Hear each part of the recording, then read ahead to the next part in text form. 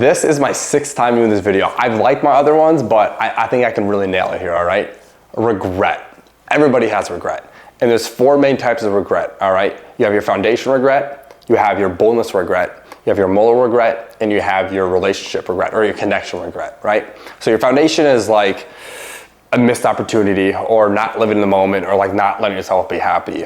A boldness regret is kind of not following your dream, not following your passion, and not traveling, like stuff like that. And your moral regret is kind of what it sounds like. It's like not being yourself, disrespecting, and just like being like rude or just like not what you want to be, right? And then your connection regret is kind of what it sounds like. It's connection with your family, with your friends, with your siblings, with your girlfriend, or whatever way, right? So I have 3 that I like to talk about. One of them is a foundation, one of them is a moral, and one of them is a relationship one.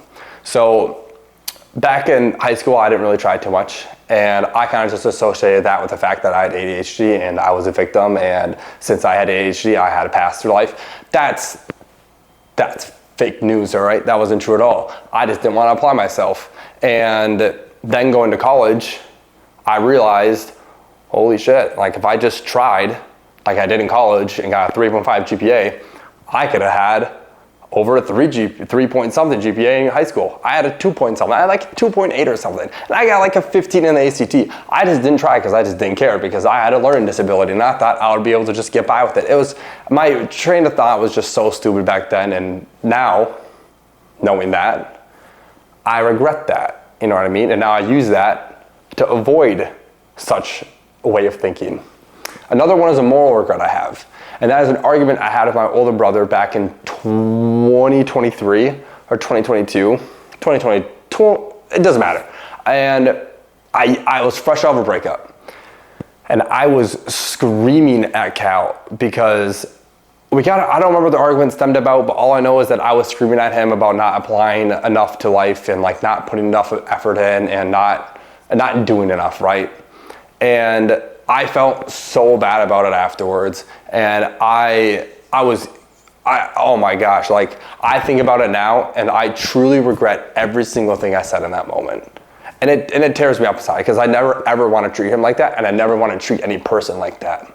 So I use that now. If there's an opportunity to yell at my family, I'm not going to do it, right? Because I know how Cal felt, I know how I felt, and I don't want anyone to feel like that. Another one is a connection regret I have, or a relationship regret. And that is not speaking up enough, not voicing my opinion. And this was early on in my 3-year relationship, the one where I was heartbroken, right? And something happened in the very beginning part of the relationship where there was some unethical things going on, not on my part, and I should have ended it. And it should have been done, right? I should have spoken up and been like, hey, actually, this is not okay.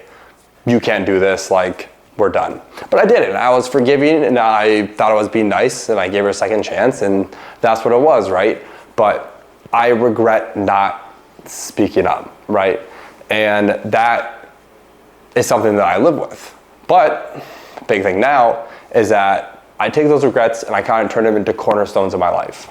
I now have the opportunity where if there's something arises where I need to put an effort, I'm going to put in 110% because I realized what no effort gets me. If I have a moment where there is yelling at my family, I can not engage and blow up like I did on Cal. If there's a point in my life where I'm being demeaned or being treated poorly or not correctly, I'll speak up. And I've turned those regrets into cornerstones.